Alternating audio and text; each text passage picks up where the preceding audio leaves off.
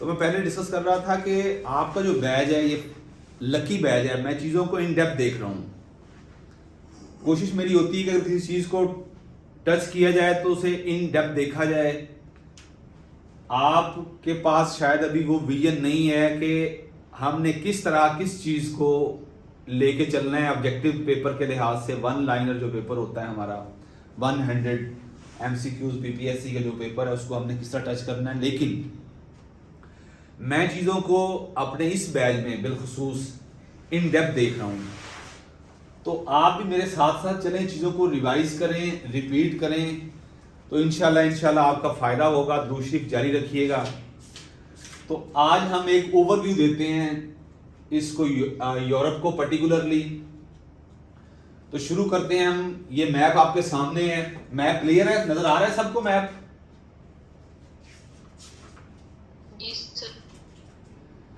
ये सबसे पहले हमारे पास ये स्कैंडिनेवियन पेनिनसुला है। स्कैंडिनेवियन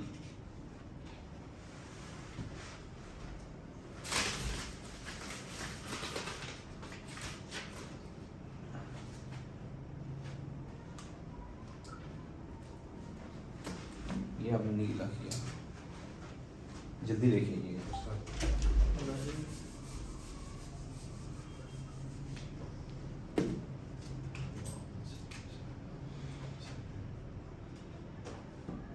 आज 25 है ना? Yes sir.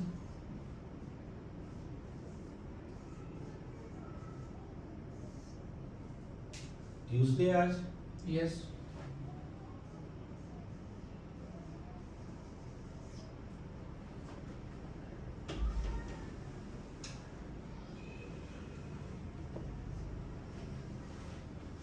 बिस्मिल्लाहिर्रहमानिर्रहीम।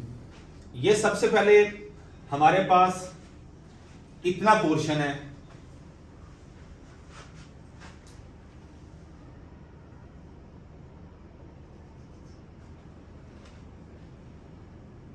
लिथुआनिया, नॉर्वे, ये नॉर्वेजन सी है, ऊपर गुजर रहा है। इस साइड पे नॉर्थ सी है, Norwegian Sea, North Sea. Norway, Sweden, Finland. इस साइड पे रशिया आ गया, इस साइड पे रशिया, इस साइड पे अटलांटिक ओशन है। नॉर्थ, साउथ, ईस्ट, वेस्ट पहले हमने बनाया हुआ है। रशिया इस साइड पे, इस साइड पे अटलांटिक ओशन है।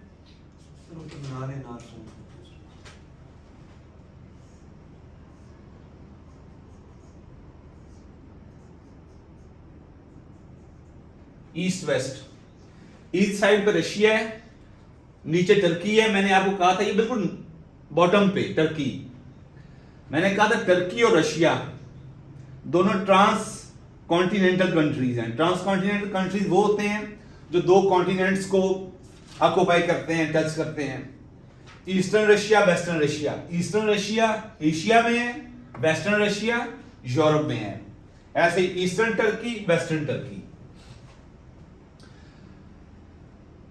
ये इसके बिल्कुल साथ ऊपर बैरेंट सी है, बैरेंट सी।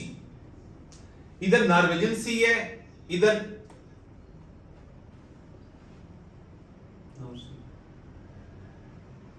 बैरेंट सी, डबल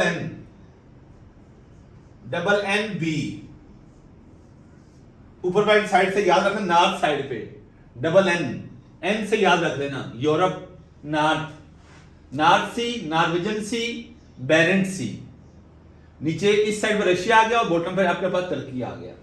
ये आपका नॉर्वे है, स्वीडन, फिनलैंड। इस साइड पे आपका डेनमार्क। ये मेजर 5 कंट्रीज हैं, Norway, Denmark, Sweden, Finland.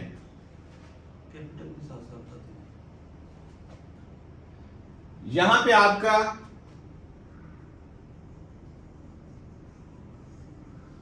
Iceland है।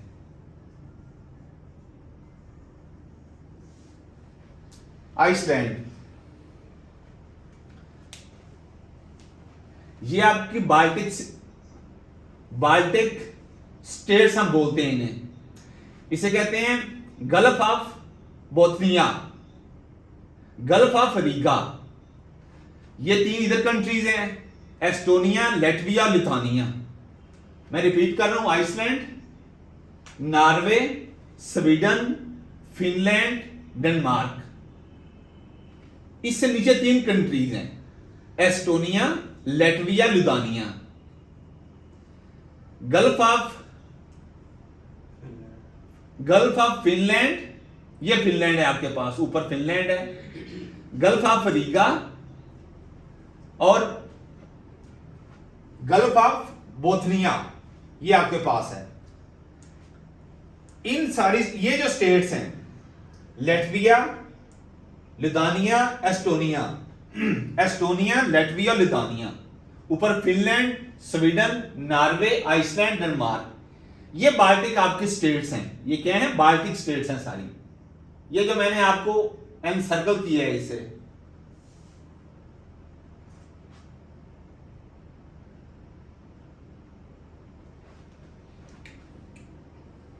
Gulf of Riga, east Estonia. Estonia का मैंने आपको बताया टैलन, इसका कैपिटल है टैलन। याद रखने की चीज है, ये 3 कंट्रीज हैं, एक साइड पे हैं छोटे से स्कैंडिनेवियन पेनिनसुला के अंदर, Estonia, Latvia, Lithuania. Estonia, Latvia, Riga, इसका कैपिटल रीगा, और उसके साथ ही जो आपकी गल्फ है वो गल्फ ऑफ रीगा है, रीगा। ये आप लिथुआनिया है, लिथुआनिया, विलिनस, इसका कैपिटल है विलिनस। 3 ये हो गए आपके capitals, Estonia, Latvia, Lithuania. Estonia Tallinn, Latvia Riga, Lithuania Vilnius, 3 ये हो गए। Denmark, Copenhagen, Sweden, Stockholm, Finland, Helsinki, Norway, Oslo, Iceland, Iceland capital क्या है? रेकजेविक। अब आइसलैंड और नॉर्वे के दरमियान कौन सा सी है? नॉर्वेजन सी है। ये नॉर्वेजन सी बह रहा है, नॉर्वेजन सी। इंपॉर्टेंट ये है नॉर्वे, स्वीडन। मैंने नोबेल प्राइज के हवाले से आपको बताया था, नोबेल प्राइज 5 फील्ड्स में दिया जाता है। सबसे पहले 1901 में दिया गया। 1901 में जब यह दिया गया तो उसके 5 फील्ड थे। 1968 में डिसाइड किया गया कि इसका एक और फील्ड होना चाहिए। वो जो एक इसका एक्स्ट्रा छठा फील्ड भी डिसाइड किया। कब किया? ये ऑब्जेक्टिव है 1968 में। और फर्स्ट टाइम कब दिया गया इकोनॉमिक्स में? वो 1969 में दिया गया। अब ये भी ऑब्जेक्टिव आ जाती है कि इन 6 फील्ड्स हैं, जो ये जो नोबेल प्राइज के 6 फील्ड हैं, ये किस किस फील्ड में दिए जा, इनमें से सबसे बड़ा फील्ड कौन सा है? वो पीस प्राइज है, पीस प्राइज। अब ये भी ऑब्जेक्टिव आ जाती है कि इन 6 फील्ड में से सबसे बड़ा प्राइज हमने क्या दिया? पीस प्राइज है। तो पीस प्राइज को कौन सा इंस्टीट्यूशन देता है? नॉर्वेजन इंस्टीट्यूशन, नॉर्वे, ओस्लो के अंदर। ओस्लो के अंदर डिसाइड किया जाता है कि किसको देना है। ये 6 फील्ड में से सिर्फ एक फील्ड है। कौन सा फील्ड है? नॉर्वे के अंदर, ओस्लो कैपिटल, वहां पे डिसाइड किया था सिर्फ पीस का। बाकी जो 5 हैं इंक्लूडिंग इकोनॉमिक्स, वो कहां दिए जाते हैं? सारे स्वीडिश इंस्टीट्यूट के अंदर दिए जाते हैं, स्टॉकहोम के अंदर। स्वीडिश काउंसिल है जो डिसाइड करती है। ये आपकी 2 चीजें होगी, इंपॉर्टेंट जो 2 चीजें थी। बाकी कैपिटल है, आप याद रख लें। ये मैंने आपको बता दिया। गल्फ ऑफ बोथनिया, इन दोनों के दरमियान, यानी स्वीडन और फिनलैंड के दरमियान, डेनमार्क के साथ गल्फ ऑफ बोथनिया है। ये गल्फ ऑफ बोथनिया आपकी है, यहां पे। ये ऊपर स्वीडन है, नीचे डेनमार्क है। ये चीज हो गई। अब मैंने कहा कि ये स्कैंडिनेवियन कंट्रीज हैं, इनमें से आपने सिर्फ यही याद रखना है। ये हमारा जो नोबेल पीस प्राइज है, उस हवाले से आपने यही याद रखनी है चीजें जो मैंने आपको बता दी हैं। स्कैंडिनेवियन कंट्रीज में यही चीज इंपॉर्टेंट है। नेक्स्ट आ जाए, आप इस साइड पे रशिया है। अब रशिया की बड़ी स्टोरी है एक इंटरेस्टिंग। रशिया बुनियादी तौर पर सुपर पावर रहा है, अपने आप को समझता था सुपर पावर। बेसिकली 1919 से यह स्टोरी शुरू होती है। 1921 में स्टालिन आता है। स्टालिन पूरा नाम है इसका, स्टालिन। आपने ये याद रखना, स्टैलिन, रशियन रेवोल्यूशनरी, स्टैलिन याद रख लें। जब मैं इन डिटेल आपको रशिया पे आता हूं तो आपको मैं सारी ऑब्जेक्टिव लिखवा देता हूं इसकी। इसका पर्पस था कि सारा यूरोप मेरे दायरा असर में हो। वर्ल्ड वार फर्स्ट होती है, वर्ल्ड वार फर्स्ट के बाद, वर्ल्ड वार फर्स्ट मैंने आपको बताया उसका कौन सा पीरियड है, याद यही रखना है, वर्ल्ड वार फर्स्ट 1914 से 1918।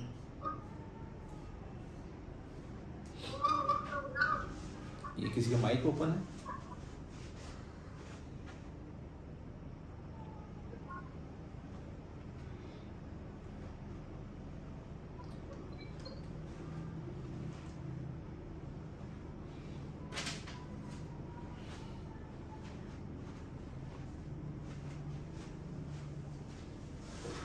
पूरा नाम है जोसेफ स्टालिन, स्टालिन STALIN। इसकी मंशा ये थी कि यूरोप सारे का सारा मेरा है, मैंने सबको अपने जेरे असर लेके आना है। तो उस टाइम से वेरी फर्स्ट टाइम ये थॉट प्रोवोक हुआ कि यूरोप के अंदर अपना असर बढ़ाया जाए। तो यूरोप के जो कंट्रीज साथ टच करते हैं, बेलारूस पहला, सबसे पहले बेलारूस जहन में रखिए। ऊपर मैंने आपको 3 कंट्रीज बताए हैं, Estonia, Latvia, Lithuania. Estonia Tallinn, Latvia Riga, Lithuania Vilnius, ये 3 हो गए। अब बेलारूस इसके नीचे है, लिथुआनिया के नीचे बेलारूस, यूक्रेन। अब मैं आपको बड़े बड़े इसके कंट्रीज बता दूं जिनका एरिया ज्यादा है। रशिया हो गया, यूरोप का सबसे बड़ा कंट्री है रकबे के एतबार से, दुनिया का भी सबसे बड़ा यही कंट्री है रकबे के एतबार से। यूरोप का सबसे बड़ा कंट्री हो गया। उसके बाद जर्मनी, ये याद रखना, ये लिख लें, इस पे हम अलग डिबेट करते हैं। जर्मनी, जर्मनी के ऊपर डेनमार्क है, इसके इस साइड पे पोलैंड है, इस साइड पे 3 कंट्री हैं जो जर्मनी और फ्रांस को अलग कर रहे हैं। तीसरा कंट्री बड़ा रकबे के एतबार से फ्रांस है। France, Germany, Russia, Germany, France, इस साइड पे यूके आपको अलग नजर आता है, यूनाइटेड किंगडम, ये हो गया। उसके बाद स्पेन, 5वें नंबर पे स्पेन, 6ठे नंबर पे आ जाए पोलैंड, बड़ा एरिया कवर करता है ये भी। यूक्रेन 7, हंगरी भी ठीक एरिया कवर करता है। उसके बाद रोमानिया, रोमानिया ये है, यानी ऊपर बेलारूस, नीचे यूक्रेन, फिर रोमानिया आता है। अब ये 7 छोटा कंट्री है। एक मालडोवा, ये मैंने आपको बताया था, ये हमारा रशिया है, ये सी ऑफ एजोव है हमारा, ये एजियन सी है, ये ब्लैक सी है। एजियन सी मैंने बताया था टर्की को सेपरेट करता है बल्गारिया से, और उसके अलावा टर्किश, यहां पे हमारे डेंड्रेन आइलैंड्स भी हैं, टर्किश, इनको टर्किश आइलैंड्स भी कहते हैं। ऊपर बल्गारिया है, इस साइड पे टर्की है, इस साइड पे ग्रीस है, साथ ही आपके मैसिडोनिया, अल्बानिया और एड्रिनल सी है। ये साथ रोमानिया आ गया, रोमानिया, हंगरी, हंगरी के साथ जर्मनी बड़ा एरिया कवर करता है। अब इस सारे एरिया में एक वाहिद कंट्री है जिसकी शेप बूट की शक्ल की होती है, ये इटली का नक्शा है। ये ऑब्जेक्टिव बीपीएससी के पेपर में आई है कि जो वर्ल्ड मैप में जो यूरोप के अंदर बिलखसूस एक कंट्री है जिसका जो मैप है ये शू शेप है, shoe shape, boot shape word use होता है, तो वो इटली का ये ऑब्जेक्टिव लिख लें, ये आपको पता होना चाहिए। तो ये बड़े बड़े कंट्रीज हैं।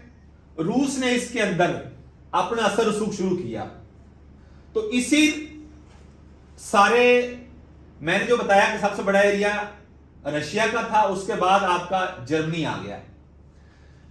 जर्मनी भी बहुत बड़ा एरिया कवर कर, दूसरा बड़ा कंट्री है ये एरिया के एतबार से। इसके अंदर यहां पे भी एक बंदा है जिसका नाम है Adolf Hitler, Adolf Hitler, Adolf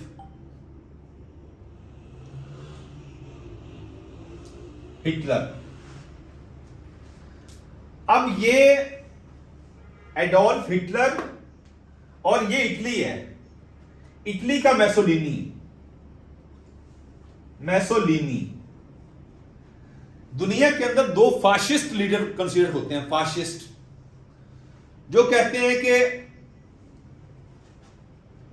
king can make no wrong, जो बादशाह होता है वो कोई गलती नहीं कर सकता, king can make no wrong. इनका भी ये फाशिस्ट पे फाशिज्म इन्होंने इंट्रोड्यूस करवाया। ये दो लीडर थे, एक एडोल्फ हिटलर, एक मैसोलिनी। इसने एडोल्फ हिटलर ने कहा कि जिस तरह रशिया के अंदर उस टाइम जोसेफ स्टालिन आया, उसका भी यही माइंडसेट था। यहां पे हम एडोल्फ हिटलर को देखते हैं, ये 1939 की बात कर रहा हूं, 1939 की। ये कहता है कि जो जर्मन्स हैं वो सुपीरियर्स हैं। इसकी ये आइडियोलॉजी थी कि जर्मन्स आर सुपीरियर्स, जर्मन्स के जैसा कोई नहीं है। एडोल्फ हिटलर ने इसी आइडियोलॉजी का शिकार होकर के जर्मन आर सुपीरियर, इसने साथ इसका हमसाया कंट्री ऑफ पोलैंड इस पर अटैक कर दिया। पोलैंड पे जब इसने अटैक किया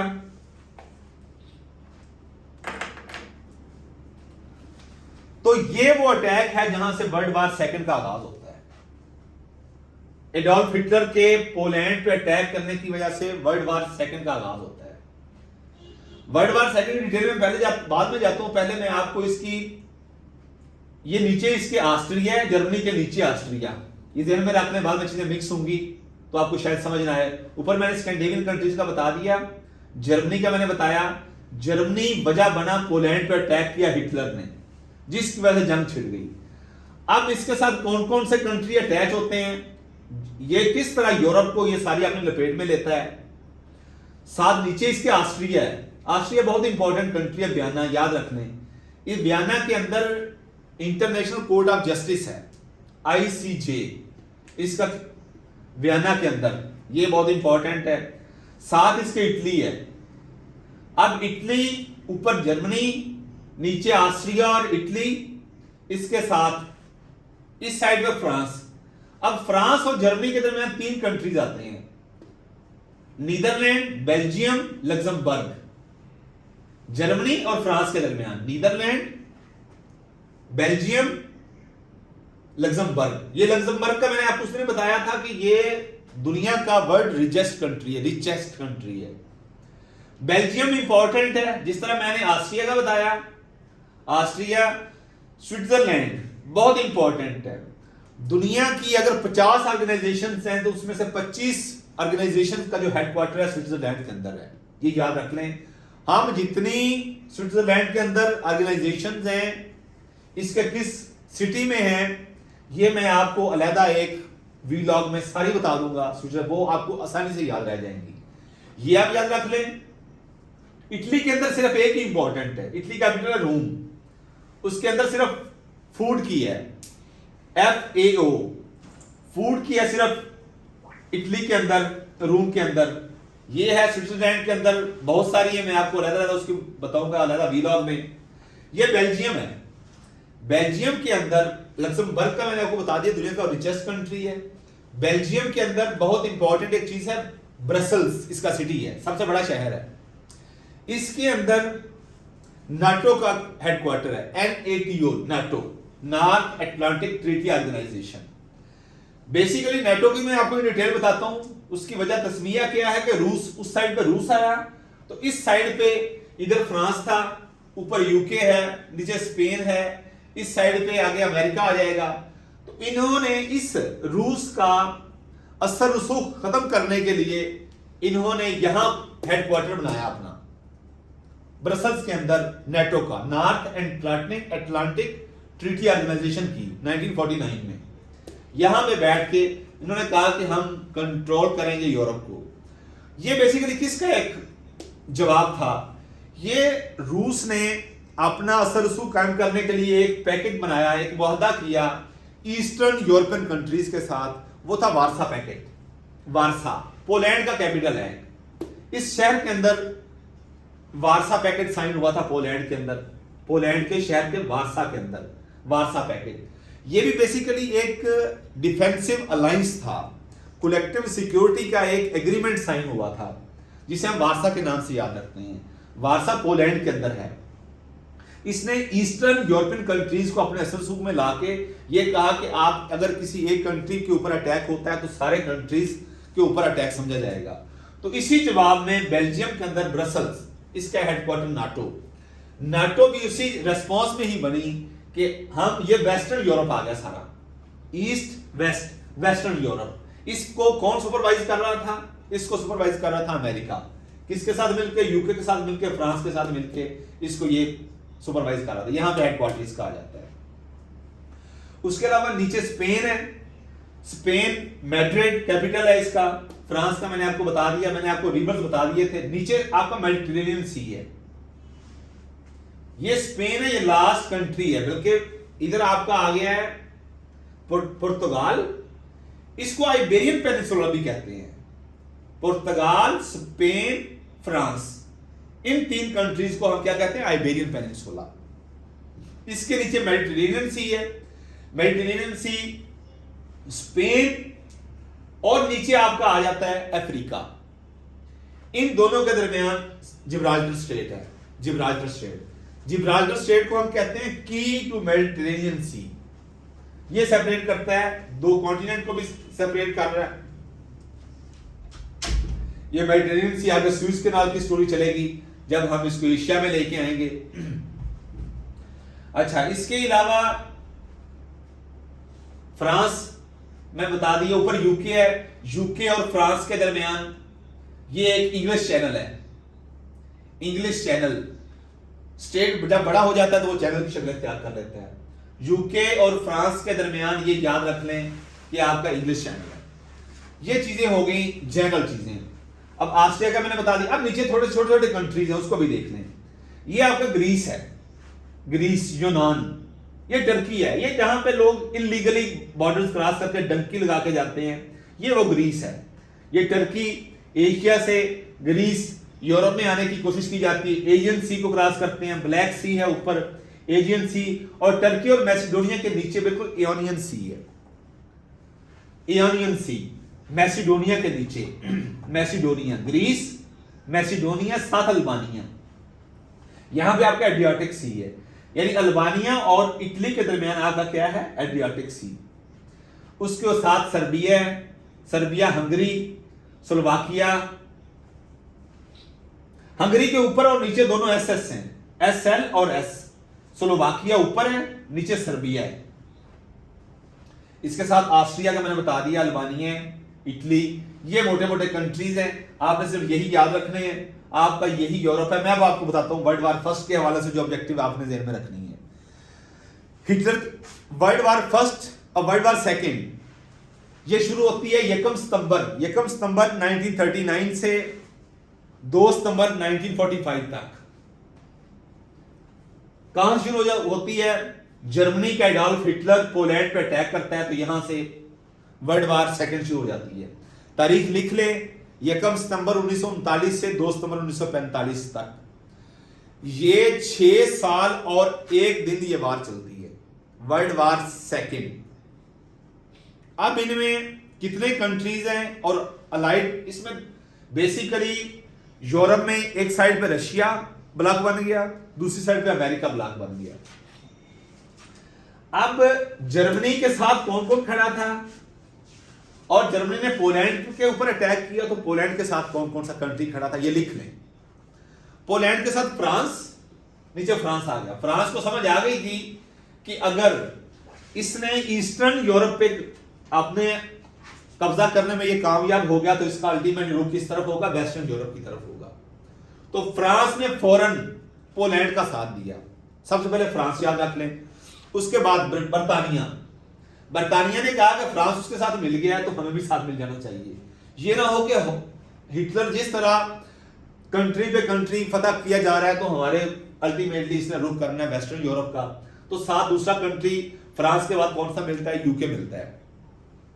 उसके बाद रशिया भी आ जाता है इसी साइड पे। रशिया को भी समझ आई कि मेजर जो पावर्स हैं दुनिया की ये इसके अगेंस्ट चल रही हैं और इसका सारा रुख जो है वो किस तरफ है? ईस्टर्न साइड पे है। तो इसने भी इसको गनीमत जानते हुए इसी ब्लॉक में आ गया। उसके बाद आपका आता है यूएसए। अमेरिका ने भी जब देखा, उस टाइम अमेरिका एक साइलेंट ऑब्जर्वर के तौर पर इन चीजों को देख रहा था, तो अमेरिका भी कूद पड़ता है। अब अमेरिका के कूद पड़ने की वर्ल्ड वार सेकंड की एक इंटरेस्टिंग सी स्टोरी है। अमेरिका की एक पोर्ट है हार्बर पोर्ट। अमेरिका देख रहा था इन कंट्रीज को, किस किस को, यूके को, फ्रांस को, पोलैंड को, रशिया को। इनको सिर्फ साइलेंट स्पेक्टेटर नहीं था, इनको असला भी प्रोवाइड कर रहा था। और वाहिद वो रास्ता था जो हार्बर पोर्ट थी, सी पोर्ट थी, उसके थ्रू अमेरिका की जो सी पोर्ट थी हार्बर, वहां पे उसने कहा कि इस रास्ते के थ्रू ये, हाँ पर्ल हार्बर पूरा नाम उसका, उसके थ्रू ये इन कंट्रीज को अपना असला दे रहा है। तो जापान, क्योंकि जापान भी इनके साथ था, जर्मनी के साथ था, एशियन कंट्री था, तो इसने जापान ने अटैक कर दिया उनकी पर्ल हार्बर पे, जिसकी वजह से अमेरिका को कूदना पड़ा इस जंग में। फिजिकली वो अमेरिका आ गया उसके ऊपर। तो अमेरिका भी आ गया। आपको मैंने वजह तस्मीया बता दी अमेरिका के आने की। ये कंट्रीज बनते हैं पोलैंड, जिसके ऊपर सबसे पहले अटैक होता है, पोलैंड, उसके बाद आपका फ्रांस, फिर यूके, फिर रशिया, और फिर आपका अमेरिका आ जाता है। अब दूसरी साइड पे कौन से हैं? इसने यही कहा, मैंने आपको बता दिया कि German are superior, rest of the world are slaves of the Germans. ये इसका डायलॉग था, rest of the world are slave of Germans, Germans are superior. ये इसका डायलॉग था।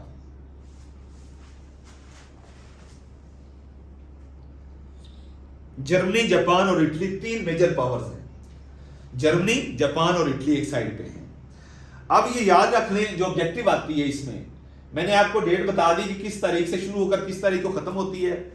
उसके अलावा ये जो मैंने आपको कंट्रीज बताए हैं, इन कंट्री के उस टाइम जो हेड ऑफ स्टेट्स थे बहुत इंपॉर्टेंट हैं। ये पूछा जाता है कि वर्ल्ड वार सेकंड जब हुई उस टाइम अमेरिका का कौन सा प्रेसिडेंट था, वर्ल्ड वार सेकंड के दौरान बरतानिया का कौन सा प्राइम मिनिस्टर था, वर्ल्ड वार सेकंड के दौरान रशिया में कौन था प्राइम मिनिस्टर, फ्रांस में कौन था, ये लिख लें।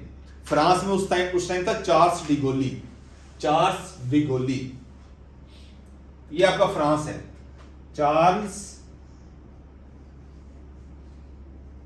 डिगोली उस टाइम हेड ऑफ स्टेट था, ये चार्ल्स डिगोली फ्रांस के अंदर। अब अगला आ गया बरतानिया। बरतानिया ये आपका यूके है। बहुत इंपॉर्टेंट पर्सनैलिटी है, कंपटीशन के स्टूडेंट को इसके बारे में पता होना चाहिए। ये है विंस्टन चर्चिल।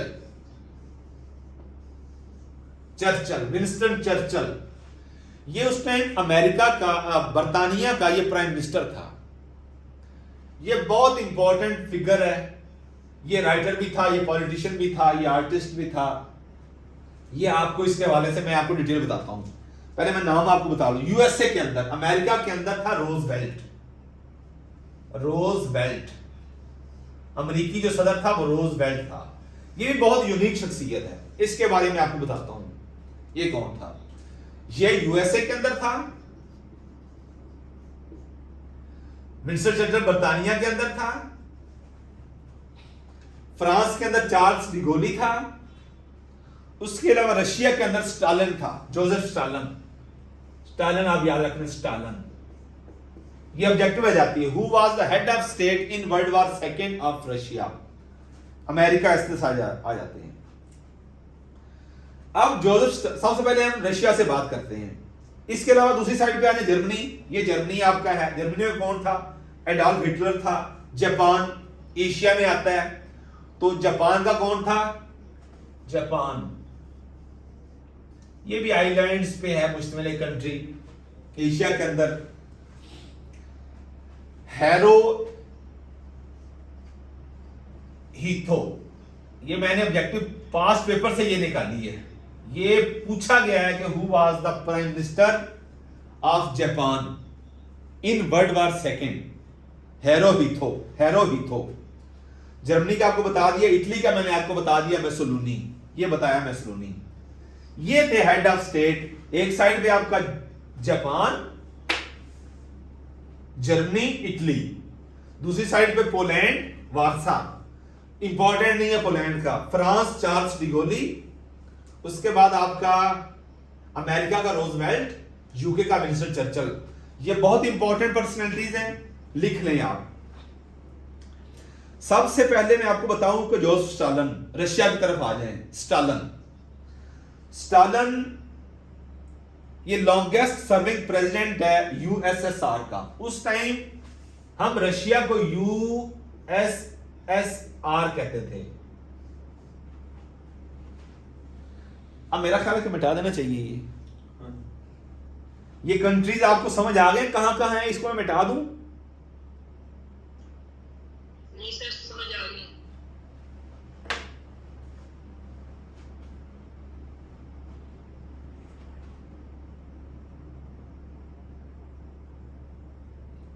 हम वो रहने देते हैं जिनका हमने अभी जिक्र करना है।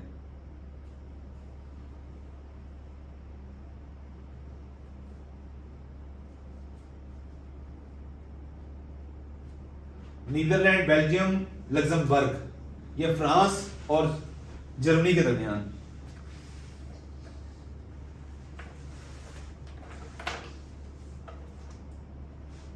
ये प्रेसिडेंट था, ये मेन कौन कौन लॉन्गेस्ट सर्विंग। ये इसकी बात करें सर, ये हेड ऑफ स्टेट इसे कहते हैं। उस टाइम ये यूएसएसआर का हेड ऑफ स्टेट था, चेयरमैन भी इसे कहते हैं। और उस टाइम ये इसकी जो पार्टी थी उसका नाम था communist party of Soviet union, CPSU. CPSU. एक मिनट मैं ना पहले ये कर लूं चीजें क्लियर।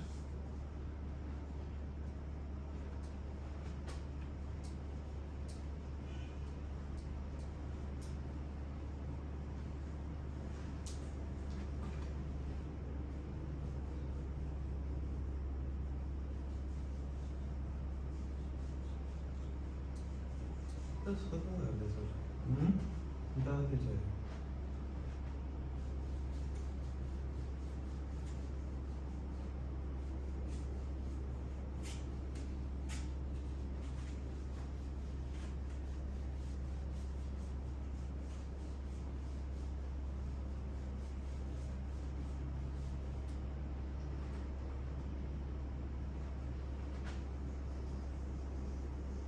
ये आपका रशिया है।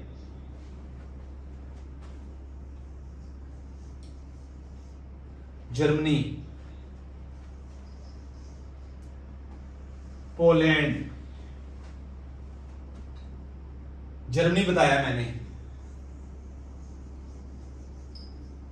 फ्रांस, 3 कंट्रीज बताए थे इधर, आपको याद होने चाहिए। नीचे लग्जमबर्ग, ऊपर बेल्जियम और उसके ऊपर नीदरलैंड। ये आपका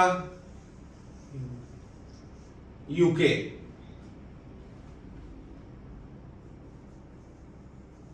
रशिया, पोलैंड, जर्मनी, यहां में बूट शेप, ये आपका इटली है, ये आपका फ्रांस है, ये आपका यूके है। ये आपके अहम कंट्री हैं वर्ल्ड वार के। इटली, जर्मनी, ऊपर जापान एशिया में आ जाएगा। ये 3 कंट्रीज हैं, Poland, Russia, France, UK, America एक साइड पे ये हैं। अब सबसे पहले आप ये देख लें रोजवेल्ट का, जोसेफ यहां पे था, सॉरी जोसेफ स्टालिन। इससे रिलेटेड क्या ऑब्जेक्टिव आ सकती है?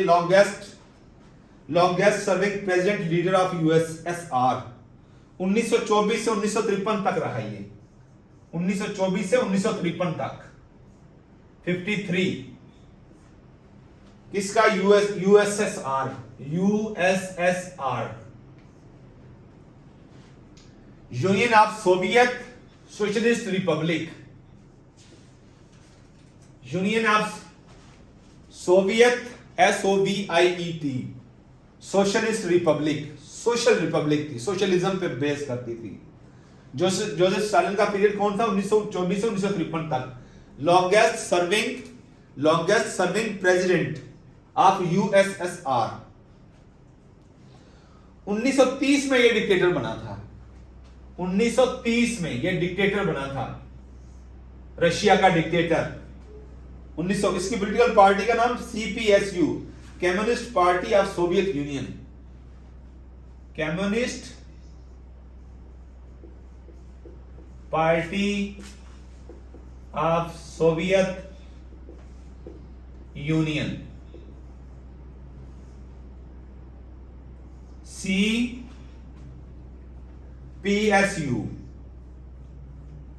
ये याद रख लें, ये जोसेफ स्टालिन की पार्टी थी।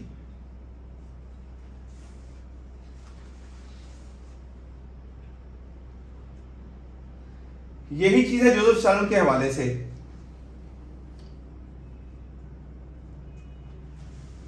रशिया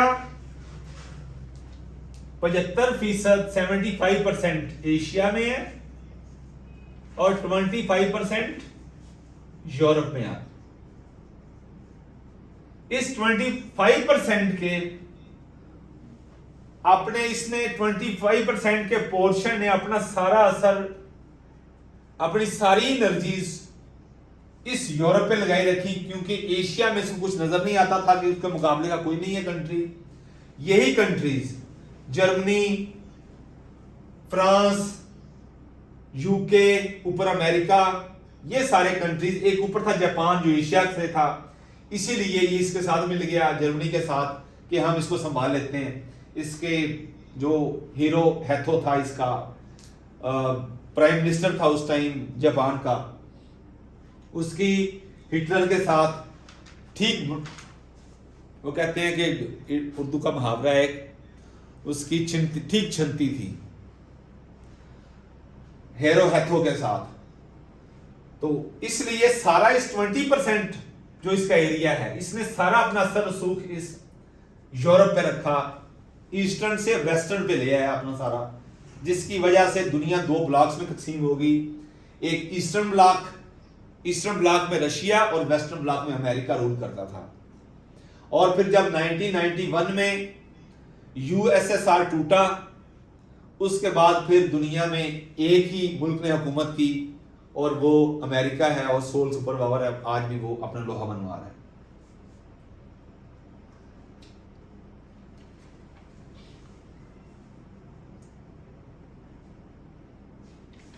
जो स्टालिन का हो गया।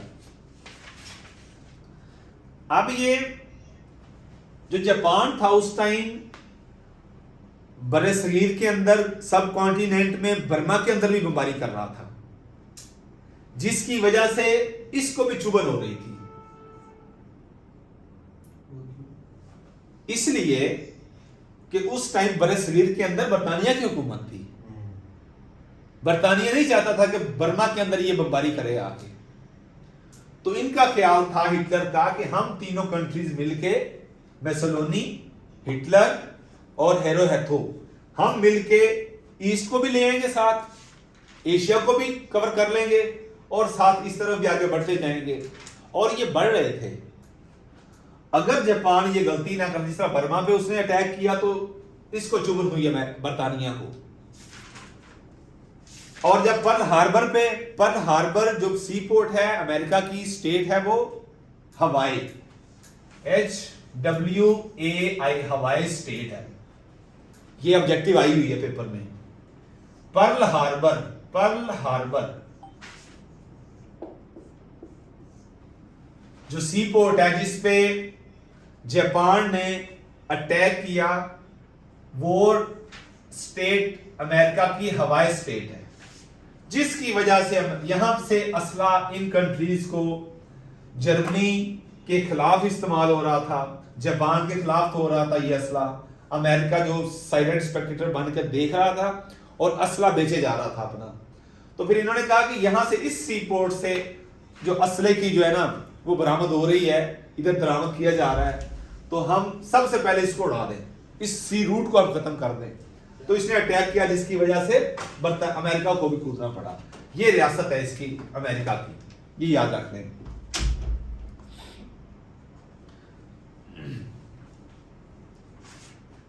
ये 1900, ये भी ऑब्जेक्टिव आई हुई है। ये जो रियासत है, स्टेट है, ये किस ओशन में है, ये भी ऑब्जेक्टिव आएगी। मैंने देखी पैसिफिक ओशन के अंदर है, पैसिफिक ओशन के अंदर है, पैसिफिक ओशन के अंदर है। ये हवाई रियासत है जिसमें सीपोर्ट पर्ल हार्बर है, पैसिफिक ओशन के अंदर है। ऑब्जेक्टिव उसने इस तरह पूछी कि पर्ल हार्बर सीपोर्ट किस ओशन में है, पैसिफिक ओशन में है। ये 1941 में इसने इस पर्ल हार्बर पर अटैक किया जापान ने। 1941 तक, यानी 1939 से जंग शुरू होती है, 1939 से 41 तक अमेरिका नहीं कूदता इस वर्ल्ड वार सेकंड में। तो जब पर्ल हार्बर पे अटैक होता है तो फिर अमेरिका कूदता है और फिर उसकी काया पलटना ऐसा शुरू हो जाती है। ये पर्ल हार्बर पैसिफिक ओशन में? जी पैसिफिक ओशन में है ये।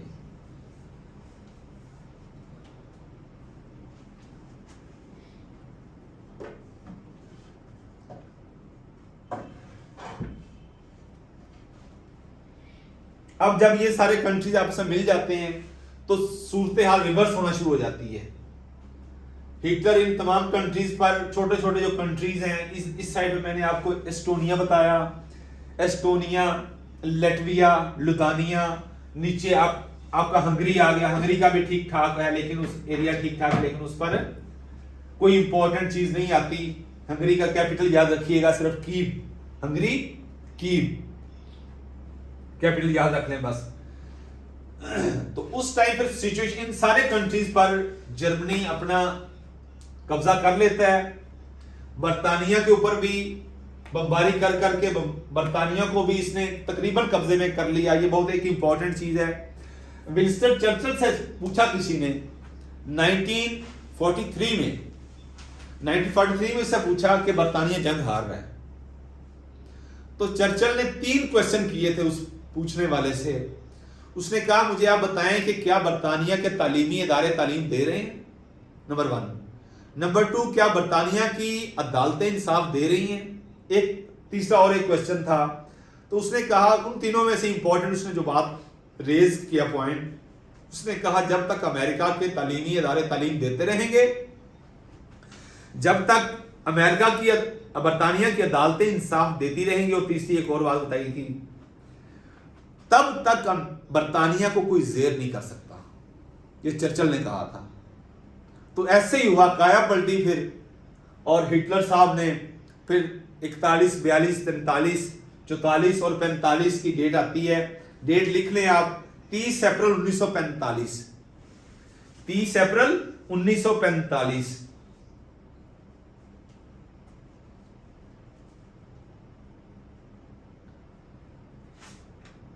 इसने अपने आप को गोली मार के खुदकुशी कर ली। लेकिन इंटरेस्टिंग चीज है, इसकी गर्लफ्रेंड थी, उसका नाम था एवा ब्राउन। ईवा ब्राउन। इसने इसी तारीख को, जो मैंने आपको बताई है, 30 अप्रैल 1945 को इसने इसके साथ शादी की। शादी करने के बाद पहले उसे गोली मारी, फिर अपने आप गोली मार के अपने आप को खत्म कर लिया इसने। ये कितना ट्रेजिक एंड है उस बंदे का, जिसने जब जर्मनी से आगाज करता है, पोलैंड पर अटैक करता है, तो ये फर्स्ट सबब था जिसकी वजह से वर्ल्ड वार सेकंड का आगाज होता है। और इस जंग में कहते हैं कि तकरीबन 80 मिलियन लोगों का कत्ल हुआ है, कम अज कम। ये किस बंदे की वजह, जिसका एंड क्या होता है, जिसने अपने आप को गोली मार ली, खुदकुशी कर ली। डेट याद रखिएगा, 30 अप्रैल 1945।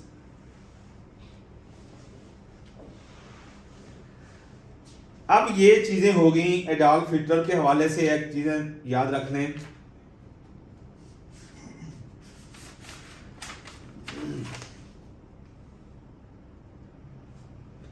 ये हिटलर, ये हेरोहिथो और ये मैसोलिनी उस टाइम हेड ऑफ स्टेट थे। हेड ऑफ स्टेट याद रखना। ये हिटलर का मैंने आपको बता दिया 1933 से 1945 तक इसकी पार्टी का नाम है नाजी पार्टी। हिटलर की पार्टी का नाम नाजी पार्टी है। ये ऑब्जेक्टिव आ जाती है, इसकी पॉलिटिकल पार्टी नाजी पार्टी है। और एक बहुत इंपॉर्टेंट ऑब्जेक्टिव है, हिटलर पैदा किस कंट्री में हुआ था? ऑस्ट्रिया से इसका ताल्लुक था, ऑस्ट्रिया, वियना।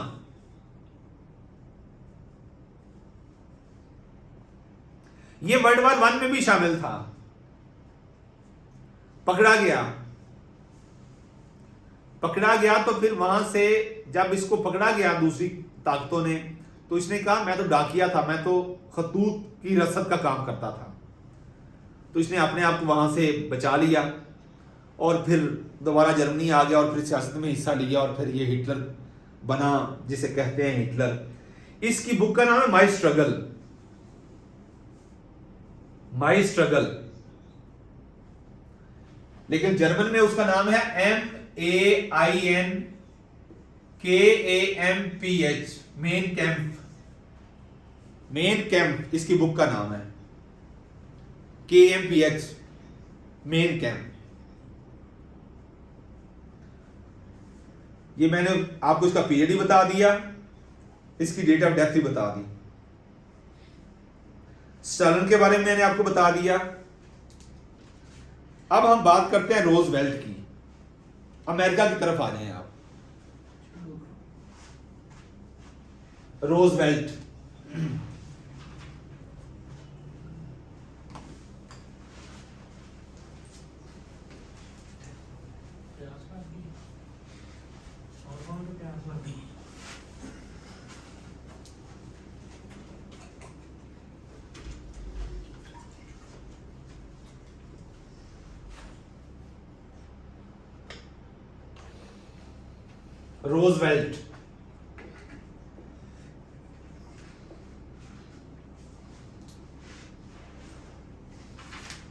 रोजवेल्ट ऑब्जेक्टिव ये आती है कि जब वर्ल्ड वॉर सेकेंड शुरू हुई या चल रही थी तो उस टाइम अमेरिका का सदर कौन था? रोजवेल्ट था। रोजवेल्ट के हवाले से ऑब्जेक्टिव आ जाती है, वो आप नोट कर लें।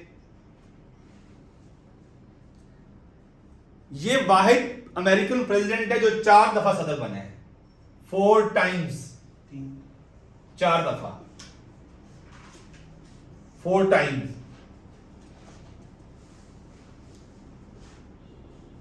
अगर कोई किसी से पूछे कि अमेरिका को सुपर पावर किसने बनाया, तो यही की पर्सन है।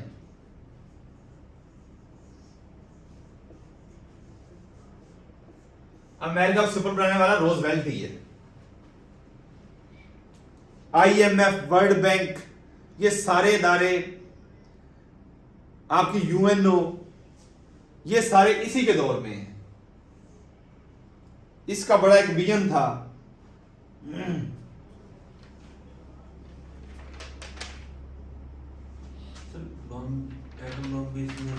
नहीं, वो मैं बताता हूं, उस तरफ में आ रहा था।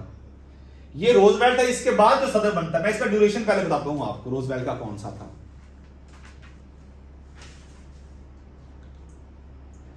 ये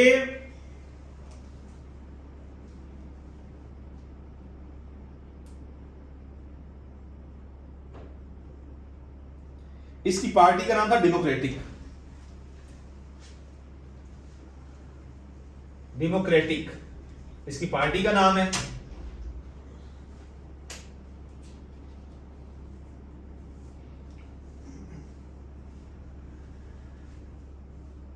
बाइडेन की पार्टी नहीं जी, जो बाइडेन की भी यही है।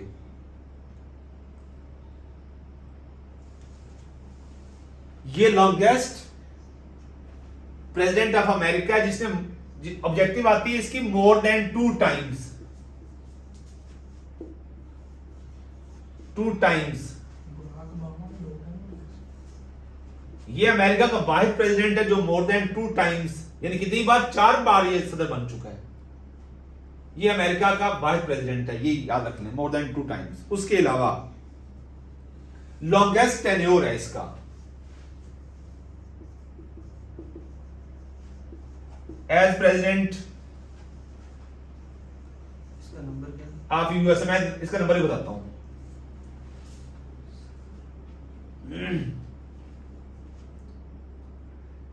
ये 32वां अमेरिकी सदर था, 32।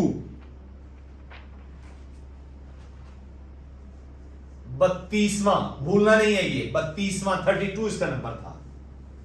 अमेरिकी सदर 32वां अमेरिकी सदर। कोई पूछे रोजवेल्ट के बारे में तो आपको ये बेसिक चीजों को पता होना चाहिए। वर्ल्ड वार सेकेंड, रोजवेल्ट 32वां अमेरिकी सदर था।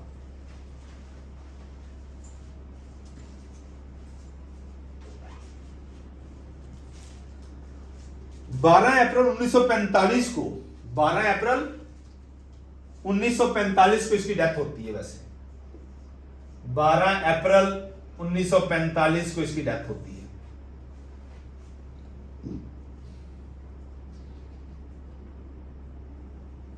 उसके बाद ये बहुत इंपॉर्टेंट ऑब्जेक्टिव है, यहां पे उलझाता है, बीपीएससी का पेपर सेटर उलझाता है। हमने ये सारी चीजें, इसका बड़ा लंबा टेन्योर है। वर्ल्ड वार सेकेंड में रोजवेल्ट, ऑब्जेक्टिव ये आती है कि जो अमेरिका ने जापान के शहरों हिरोशिमा और नागासाकी पर बम गिराए, तो कौन सा अमेरिकी सदर था जिसने हुक्म दिया था कि बम गिरा दिए जाएं? तो ऑब्जेक्टिव में रोजवेल्ट भी होता है और हैरी ट्रूमैन भी होता है। हैरी ट्रूमैन, इसको मैं तो जाती तौर पर एक इबरत की निगाह से इस शख्स को देखता हूं। हैरी ट्रूमैन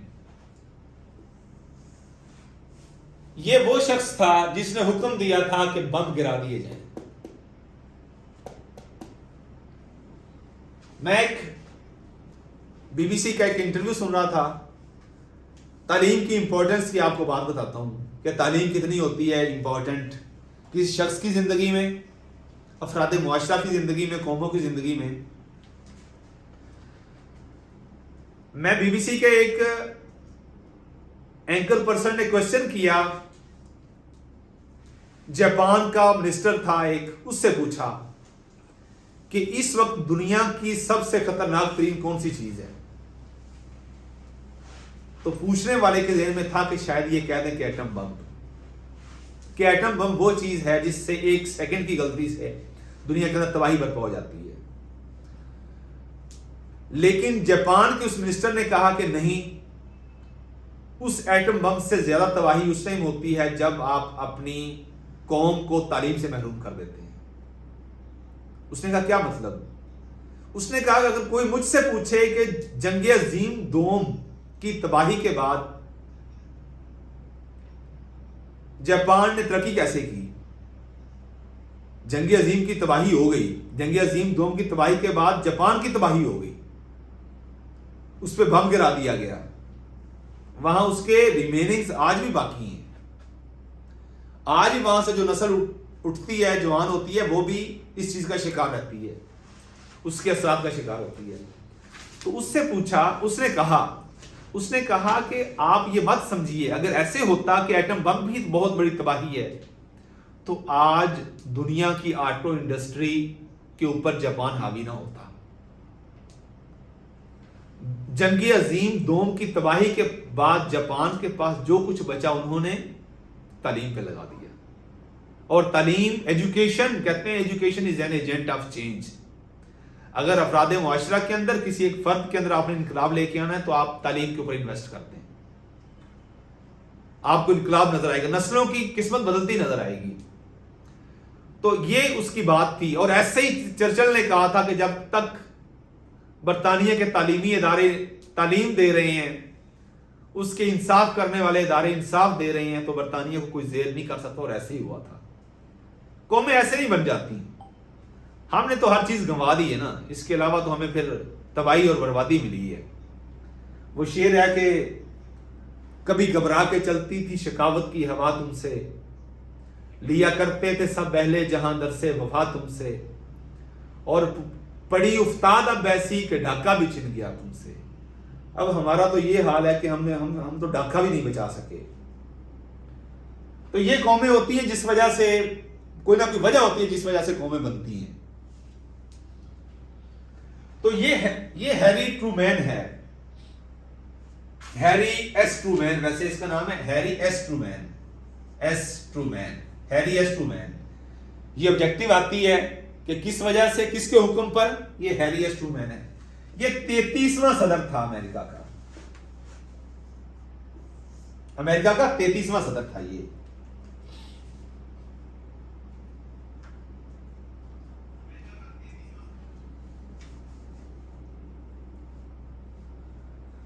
छह अगस्त 1945 को, 6 अगस्त, ये भी ऑब्जेक्टिव आई है, 1945 को हिरोशिमा पर इसने बम गिराने का हुक्म दिया और गिरा दिया गया। फिर 9 अगस्त 1945 को दूसरा बम गिराया, एटम बम, अगस्त 1945 को नागासाकी पर यह गिराया था। बम्बों के नाम भी। हाँ जी, बमों के नाम लिख लें। वो भी जो हिरोशिमा पर था उसका नाम था little boy, little boy, LITTLE, little boy. और जो नागासाकी था उसका नाम था fat man, FATMAN, fat man. ये दो बम, लिटिल बॉय 6 अगस्त 1945 को हिरोशिमा पर और 9 अगस्त 1945 को नागासाकी पर गिराए गए। हैरी ट्रूमैन ने यह ऑर्डर किया था, 33वां सदर था।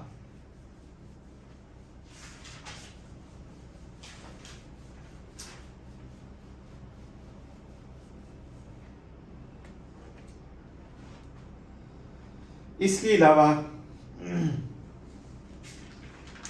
अगर कोई पूछे कि वर्ल्ड वार सेकंड खत्म कब हुई, तो डेट एग्जैक्ट जो है 2 सितंबर 1945, 2 सितंबर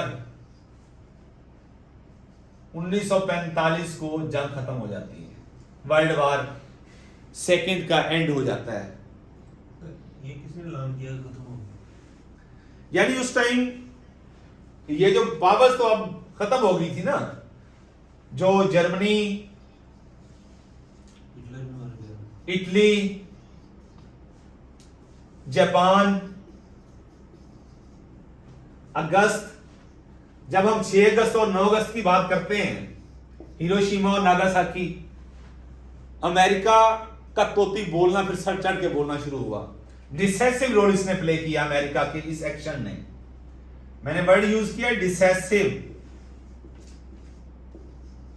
रोल, फैसला कुन रोल। एक होता है casting vote, CASTING, casting vote. इसका मतलब ये होता है आपका फैसला कुन वोट। My vote proved as a casting vote in the victory of PMLN, PTI, जो मर्जी कह लें आप, कास्टिंग वोट। तो डिसेसिव रोल किसने प्ले किया? US ने, हैरी ट्रूमैन ने, फैट मैन और लिटिल बॉय की शक्ल में। भूलने नहीं है ये चीजें। लिटिल बॉय 6 अगस्त, उसने कहा अच्छा देखता हूं, फिर मैं 9 अगस्त को उड़ा के रख दिया नागासाकी को भी। तो उस टाइम फिर डिसाइड हो गया, अगस्त 2 सितंबर तक ये रोल प्ले हो गया, खत्म होगी हर चीज। आपके जर्मनी के हिटलर साहब भी खुदकुशी की नजर हो गए, मेसोलोनी भाग चुका था, जापान का वैसे सत्यानाश हो गया था। तो यही कुफ्तें बचती हैं, USA, UK, Poland plus France. अब USSR भी इसमें है। अब यहां से भी एक पावर गेम शुरू होती है, सही चल रही है? यहां से ही पावर गेम शुरू होती है। अब सारे हीरोज यहां पे इकट्ठे हो जाते हैं।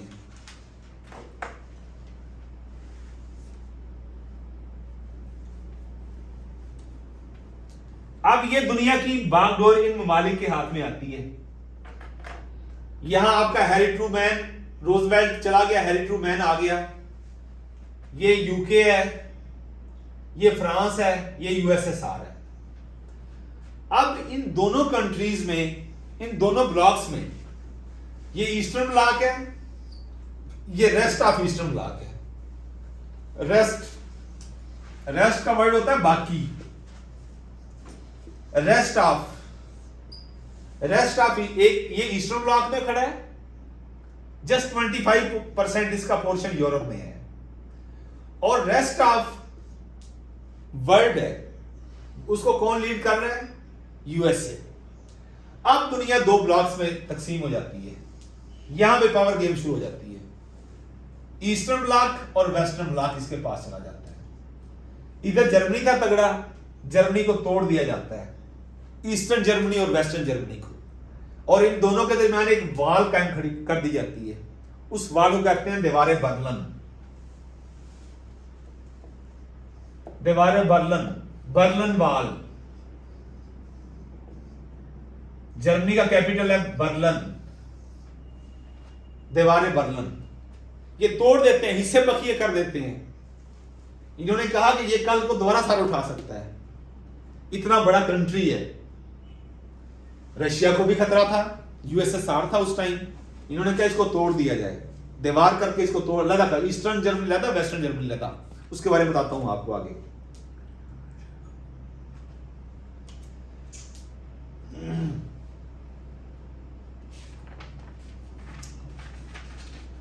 तो इस तरह आगे नेक्स्ट गेम शुरू होती है। अब विंस्टन चर्चिल पे आ जाएं। चर्चिल बहुत इंपॉर्टेंट पर्सनैलिटी है, उस टाइम बर्तानिया का प्राइम मिनिस्टर था। हर बात में एक नंबर है आपका, ऑब्जेक्टिव है आपकी, इंपॉर्टेंट ऑब्जेक्टिव्स। ये सारा साल की सहरान वर्दी के बाद ये चीजें मिलती हैं, समझ आती है आपको कि ये चीज इस तरह है, इस तरह देखना है। एक उम्र गुजरी है इस दश्त की स्याही में। विंस्टन चर्चिल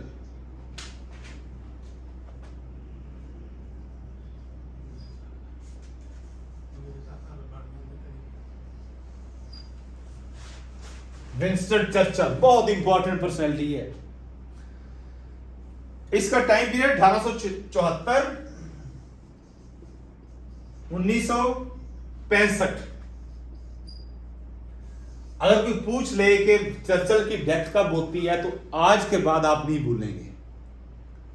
1965 की वार, 1965, चर्चिल की डेथ 1965 में होती है, पैदाइश 1874। नेक्स्ट, इसके बारे में एक और ऑब्जेक्टिव आती है। जिस तरह जब हम रशिया की बात करते हैं, रशिया के हम मौजूदा सदर हैं व्लादिमीर पुतिन। जब मैं रशिया पे आता हूं तो मैं बताऊंगा पुतिन।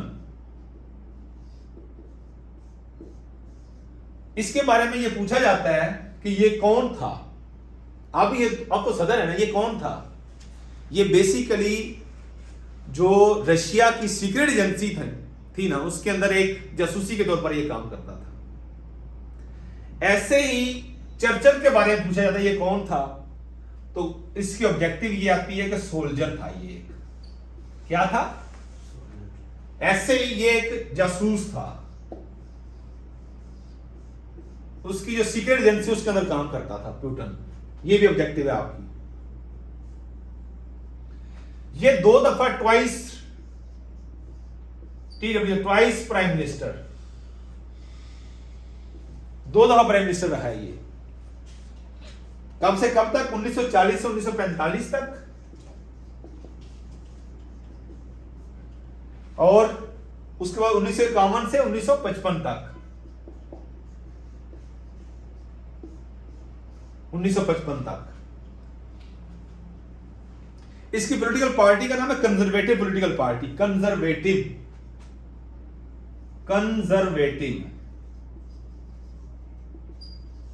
बर्तानिया के अंदर 2 पॉलिटिकल पार्टीज हैं, रूल करती हैं जो, एक कंजर्वेटिव है, दूसरी है लेबर।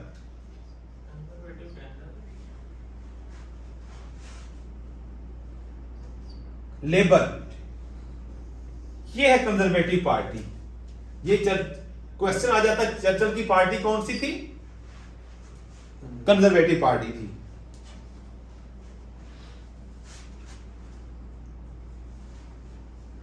और इसका एक और नाम भी है कंजर्वेटिव पार्टी का, टॉरिस। ये ऑब्जेक्टिव पीपीएससी के पेपर में आई हुई। टॉरिस क्या कहते हैं इसे?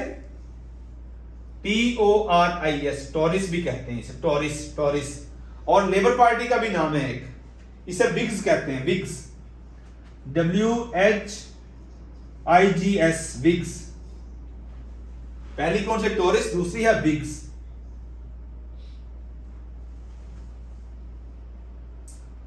मौजूदा एक और चीज याद रख लें, जो मौजूदा रूलिंग पार्टी है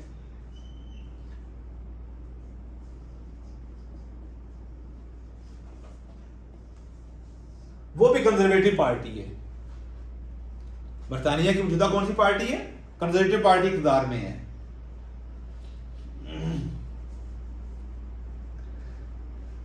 ये चीजें हो गई दो, मैंने आपको बता दी चर्चिल के हवाले से, इसकी पार्टी का नाम बता दिया।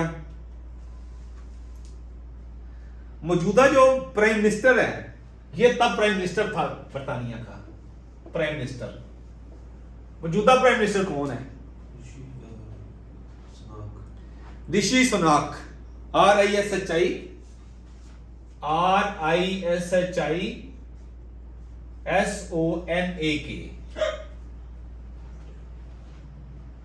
ऋषि सुनाक, ऋषि सुनाक। और ये 25 अक्टूबर 2022 से है। कब से है? 25 अक्टूबर 2022 से है। ऋषि सुनाक, और इसकी पार्टी भी कंजर्वेटिव पार्टी है, टॉरिस कंजर्वेटिव पार्टी है। ये इंडियन वो का है ना? जी मैं बताता हूं वो भी। ये बरतानिया का फर्स्ट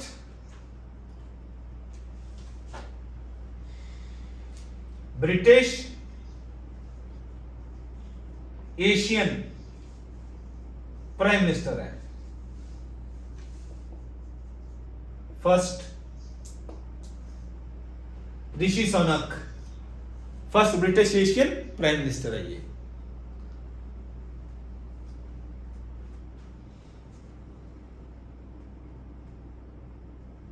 इससे पहले कौन थी वजीर आजम?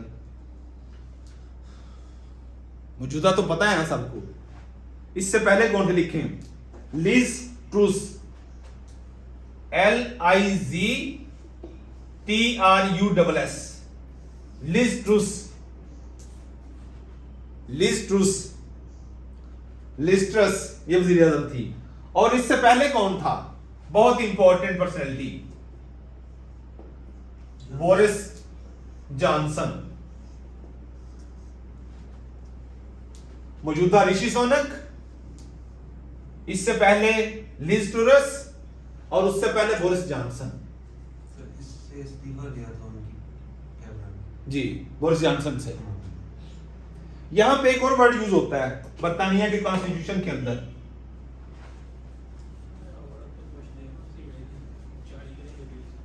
हाँ जी,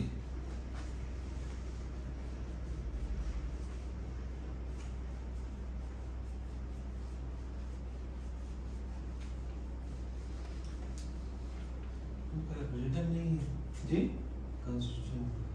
मैं बताता हूँ, उसकी तरफ जा रहा हूँ।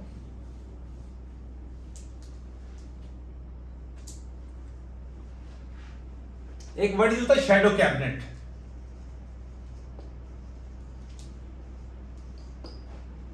शैडो कैबिनेट, ये कॉन्सेप्ट बरतानिया का कॉन्स्टिट्यूशन देता है। कॉन्स्टिट्यूशन मैंने बताया हुआ क्या होता है। कॉन्स्टिट्यूशन वो डॉक्यूमेंट होता है, कॉन्स्टिट्यूशन और लॉ में फर्क होता है। लॉ को हम कानून कहते हैं और कॉन्स्टिट्यूशन को हम आइन कहते हैं। एक तो ये बात हो गई। अब जो कॉन्स्टिट्यूशन होता है वो स्टेट के जो बेसिक पिलर्स होते हैं, 3 पिलर जिस तरह हमारे हैं, एग्जीक्यूटिव, लेजिस्लेचर और जुडिशरी। जो कॉन्स्टिट्यूशन होता है वो इन 3 पिलर्स को रेगुलेट करने के पैरामीटर्स देता है कि ये 3 पिलर्स किस तरह जो है ना वो रेगुलेट करेंगे अपने सारे अफेयर्स को। और जो लॉ होता है, जो कानून होता है, वो बुनियादी तौर पर affairs of the people of the society, affairs of public among each other को किस तरह रेगुलेट करना है, वो आपको लाइंस देता है, वो आपको पैरामीटर्स देता है। यानी constitution is a document which regulate the affairs of 3 pillars of a state, executive, judiciary and legislature. ये कॉन्स्टिट्यूशन है आपका। और लॉ का क्या है? Law is a set of rules which governs the affairs of men with each other, which governs the affair of public, which governs the affair of men, which governs the affair of people at large, public at large. एक शख्स का दूसरे शख्स के साथ ताल्लुक कैसा होगा, एक शख्स की हदूदों का युद्ध क्या है, उनके दरमियान अगर क्लैश ऑफ इंटरेस्ट आ जाए तो कॉन्स्टिट्यूशन हरकत में नहीं आएगा, लॉ हरकत में आएगा। जो लॉज होते हैं, सब लॉज होते हैं, ये हरकत में आते हैं। ऐसे ही शैडो कैबिनेट का वर्ड ये ऑब्जेक्टिव है पीपीएससी के पेपर्स में, ये उसने हिट किया हुआ है इसको। शैडो कैबिनेट जो होती है, कैबिनेट का जो तस्वुर है वो बेसिकली रूलिंग पार्टी जो होती है उसकी कैबिनेट होती है, लेकिन उलझाना यहां पे मकसूद होता है उसका पीपीएस सेटर्स का। वो आगे ऑब्जेक्टिव दे देता है कि shadow cabinet is the cabinet of ruling party और opposition party, opposition party. Shadow cabinet किसकी कैबिनेट होती है? अपोजिशन पार्टी की होती है। और कहां होती है? बर्तानिया की कॉन्स्टिट्यूशन में। सर जैसे एपीके में भी यस, ये बर्तानिया कॉन्स्टिट्यूशन की एक और चीज है कि ये वर्ल्ड का वाहिद कॉन्स्टिट्यूशन जो अनरिटन कॉन्स्टिट्यूशन है, अनरिटन।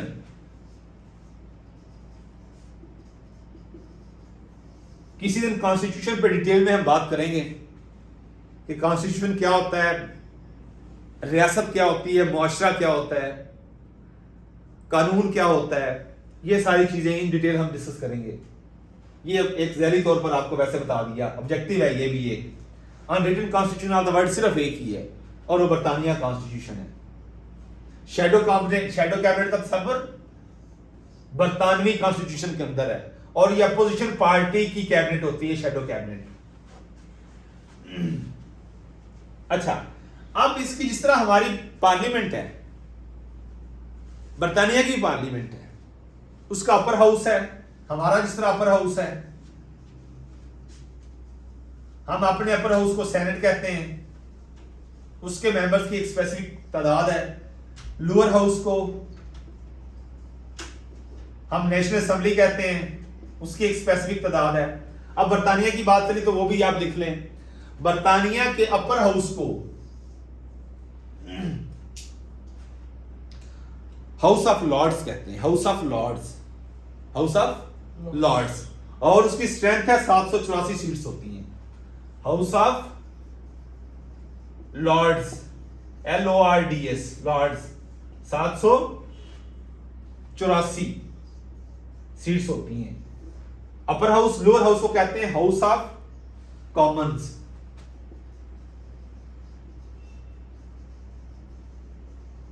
कॉमन्स रिप्रेजेंटेटिव कौन है? अमेरिका का है वो। नहीं, इसमें दोनों नो नो नो नो, ये हाउस ऑफ कम, यही ऑब्जेक्टिव है। मैं आपको बताता हूँ, वो कंपैरिजन कर लेते हैं। इसकी टोटल सीट्स हैं 650, ठीक है। अब आपने पूछा है कि हाउस ऑफ रिप्रेजेंटेटिव क्या है, हमारा क्या है? ये lower house, national assembly. Respect हो गया। यस, ऑब्वियसली वहां पे जो लोग होते हैं वो इलेक्ट होके ही आते हैं ना। आपने सेलेक्ट का भी ठीक वर्ड यूज किया है। इलेक्ट नहीं, मेरा क्वेश्चन ये है कि जैसे हमारा इंतखाब होता है जी, इनमें से कौन सी जो मतलब है वो ये हमेशा लोअर हाउस, इसको प्रेरोगेटिव्स हासिल होते हैं। प्रेरोगेटिव वर्ड मैंने क्या यूज किया है? प्रेरोगेटिव, प्रेरोगेटिव्स, इस्तिस्ना जिसे हासिल होता है।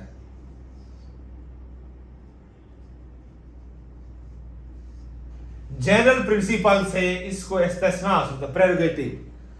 आपका ये प्रेरोगेटिव है कि आप मुझसे इस तरह बात कर सकते हैं, आपका ये प्रेरोगेटिव है कि मैं आपसे इस तरह नहीं, आप मुझे इस तरह देख सकते हैं। आपका ये प्रेरोगेटिव है कि आप मेरी ये चीज इस्तेमाल कर सकते हैं। इसका एक और वर्ड है प्रिविलेज। प्रिविलेज, आपको ये प्रिविलेज हासिल है कि आप ये कह सकते हैं। कहता है ना मतलब अपने दोस्त को, you have the prerogative to do something which none of other can do. कोई और नहीं कर सकता, आप कर सकते हैं। ऐसे ही प्रिविलेज, आपको ये प्रिविलेज हासिल है, किसी और को ये हासिल नहीं है। तो ऐसे जो हाउस ऑफ लॉर्ड जिसमें हमारा सेनेट है, वो एक इलेक्टेड बॉडी नहीं है, उसका एक और प्रोसीजर है, वो एक डिबेट है। ऐसे ही जो लोअर हाउस है वो इलेक्ट होके आते हैं। हमारे लोअर हाउस को क्या कहते हैं? National assembly. अमेरिका के कल मैंने आपको बताया था लोअर हाउस को क्या कहते हैं? House of Representatives. और बर्तानिया के लोअर हाउस को क्या कहते हैं? House of Commons. House of Lords upper house है, जिसमें हमारा सेनेट है। बर्तानिया के हाउस ऑफ कॉमन्स की कितनी सीट्स हैं? 650 सीट्स हैं। ये ऑब्जेक्टिव है आपकी। शैडो कैबिनेट का मैंने आपको बता दिया। ऋषि सुनक का मैंने आपको बता दिया। First British Asian prime minister है ये। अगला इलेक्शन जो है वो जुलाई 2024 में होना है। एक और चीज, 10 डाउनिंग स्ट्रीट, बहुत इंपॉर्टेंट ऑब्जेक्टिव है ये भी। 10 डाउनिंग,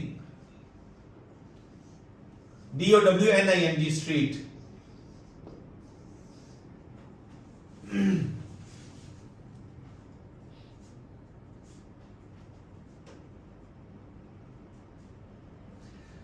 बर्तानिया के प्राइम मिनिस्टर की जो रिहाइश गाह है ना, ऑफिशियल रेजिडेंस, सरकारी रिहाइश गाह के लिए ये मशहूर स्ट्रीट है 10 डाउनिंग स्ट्रीट। 10 डाउनिंग स्ट्रीट, इसको नंबर 10 भी कहते हैं, simple number 10। Number 10, number 10 stands for official residence of UK prime minister, official residence. और 10 डाउनिंग स्ट्रीट भी इसी नाम से मशहूर है। ये जो वेस्ट मिनिस्टर है, city of Westminster London का, ये उसके अंदर है। Westminster city of London, London के अंदर वेस्ट मिनिस्टर सिटी। हाँ जी, क्या इशू है? Westminster city. Boris Johnson का मैंने 2019 से 2022 तक रहा है। बोरिस जॉनसन 2019 से 2022 तक रहा है ये।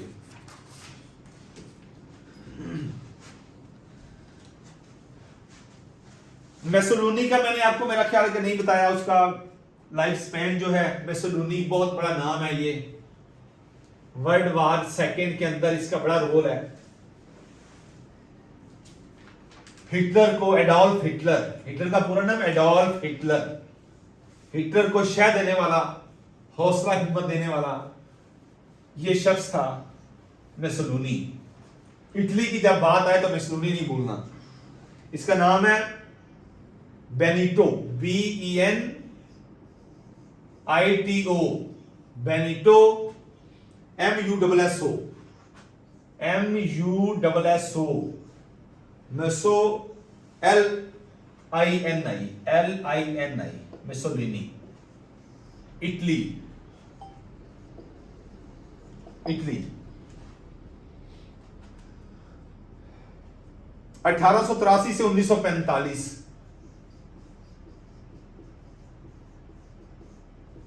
1945 में इसकी डेथ होती है। 1945 में इसकी डेथ होती है। डेट क्या है याद रख लें, 28 अप्रैल 1945।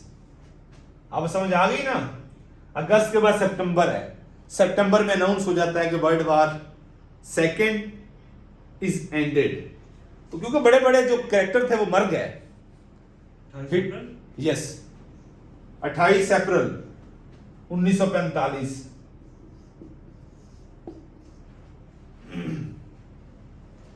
जुलाई के एंड पे वो अपने आप को गोली मार लेता है।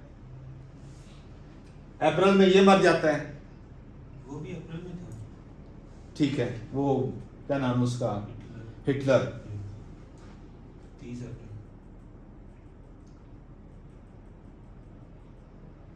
ये है जी इन कंट्रीज के हवाले से। अब हम जनरल एक पिक्चर देख रहे थे मोटे मोटे कंट्रीज की। मैंने आपको रोजवेल्ट का बता दिया, मैंने आपको हिटलर का बता दिया, मैंने मेसोलिनी का बता दिया आपको, मैंने जोसेफ स्टालिन का भी आपको बता दिया, मैंने आपको विंस्टन चर्चिल का बता दिया। अब रशिया के हवाले से आ जाए। जनरल एक उसकी इंफॉर्मेशन जो हमने शुरू की थी, रशिया को देख लेते हैं, फिर जर्मनी को देख लेते हैं।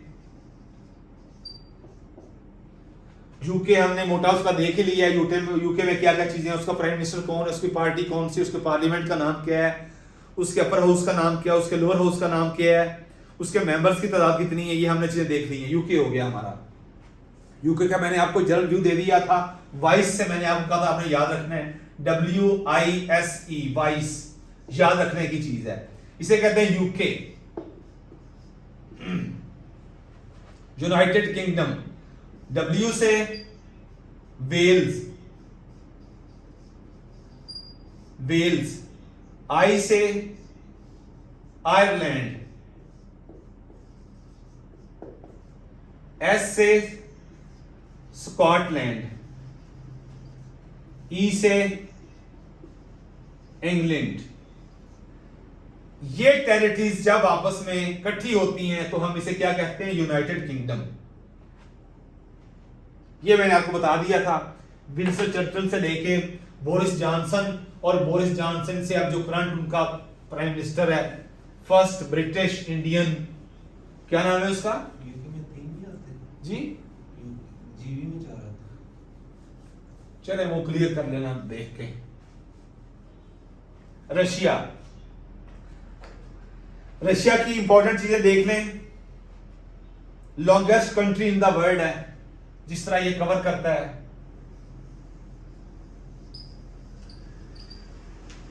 नीचे टर्की आ जाता है, ये सारा ईस्टर्न कराकस माउंटेन्स,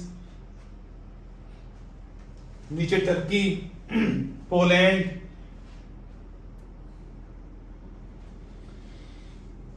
बेलारूस, ऊपर एस्टोनिया, लेटविया, इन दोनों की बाउंड्रीज भी टच करती हैं। इधर लुधानिया है,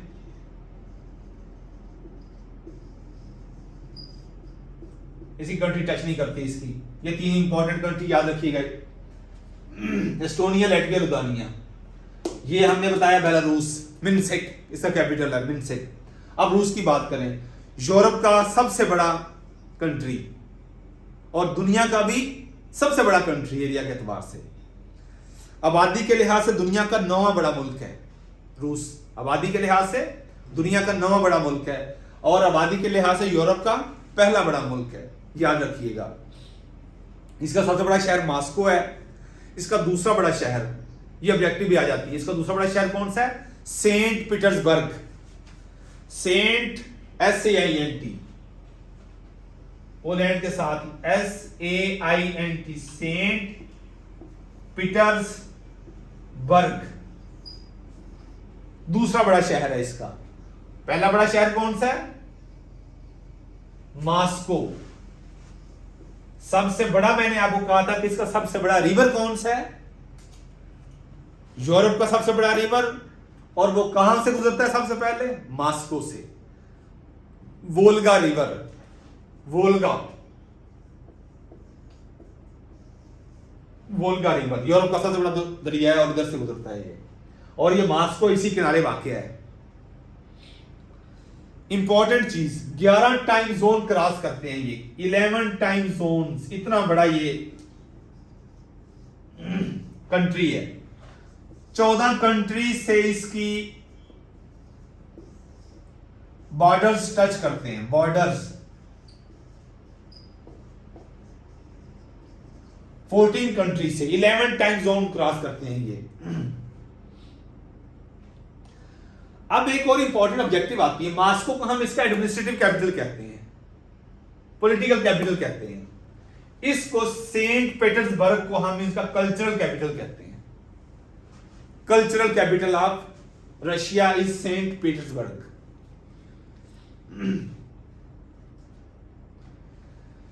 रशियन सबसे बड़ा इसका एथनिक ग्रुप रशियन है, उससे बड़ा टाटार। ये ऑब्जेक्टिव आई हुई है कि रशिया के अंदर दूसरा बड़ा एथनिक ग्रुप कौन सा है, तो वो है Tatar. Tatar is ethnic group, second largest ethnic, ETHNIC, लिसानी एथनिक ग्रुप, वो कौन सा है, टाटार। और सबसे ज्यादा रिलीजियसली जो उसके पैरोकार हैं वो क्रिश्चियंस हैं। यहां पे 64.4% यहां पे क्रिश्चियंस हैं। इसका जो मौजूदा सदर है, इसकी बड़ी इंटरेस्टिंग चीजें हैं, ये भी आपको पता होना चाहिए। व्लादिमीर पुतिन इसका प्रेसिडेंट है। व्लादिमीर पुतिन याद रख लें, ये व्लादिमीर पुतिन इसका प्रेसिडेंट है।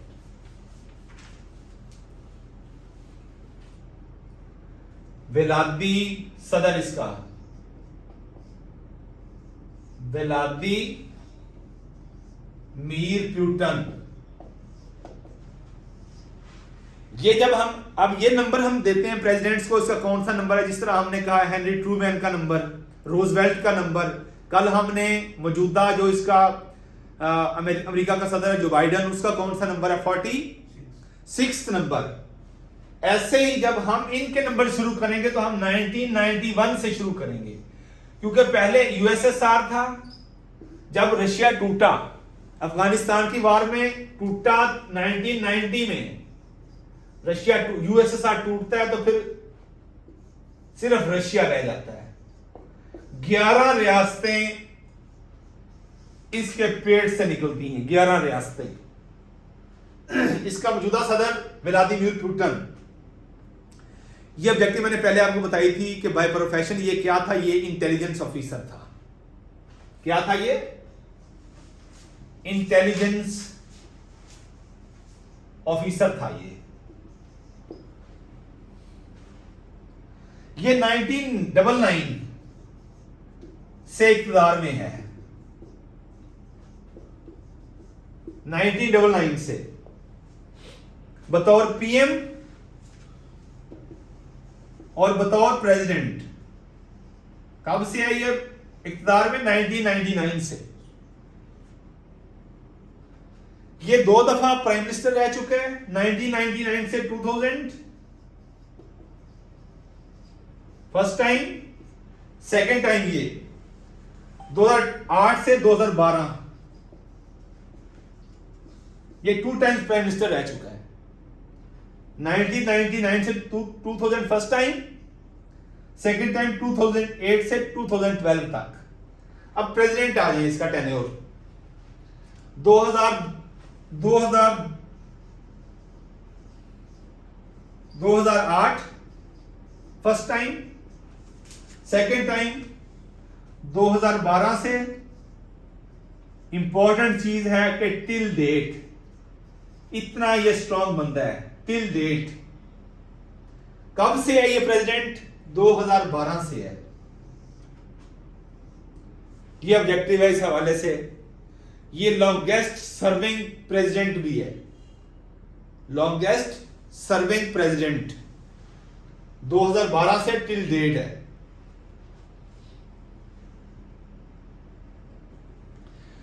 रशियन हिस्ट्री में जोसेफ स्टालिन का मैंने वर्ड यूज किया था, आपको बताया था। जोसेफ स्टालिन के बाद ये वो सदर जिसका लॉन्गेस्ट टेन्योर है।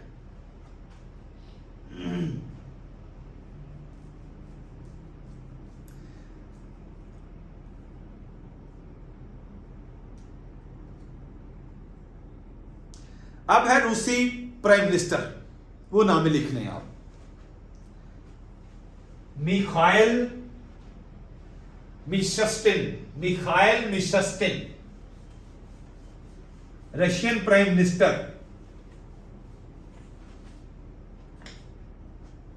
MIKH, Mikhail, MISH USTIN, Mishustin, Mikhail Mishustin, ये प्राइम मिनिस्टर है।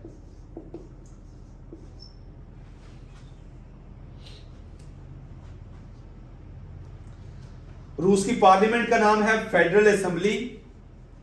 पार्लियामेंट का नाम है फेडरल असेंबली, याद रखना। रशियन पार्लियामेंट का नाम फेडरल असेंबली, और ये बाई कैमरल है। पार्लियामेंट का नाम क्या है? Federal assembly.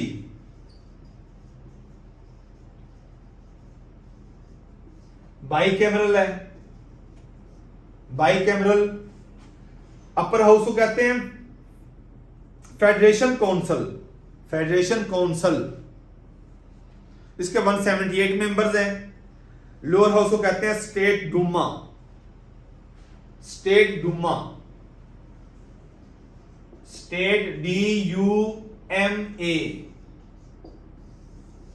ये ऑब्जेक्टिव है, बहुत इंपॉर्टेंट। यही पूछी जाती है कि रशियन पार्लियामेंट का नाम वैसे फेडरल असेंबली है, क्योंकि इसका लोअर हाउस का नाम स्टेट डूमा है, तो स्टेट डूमा ही प्रीवेल करता है।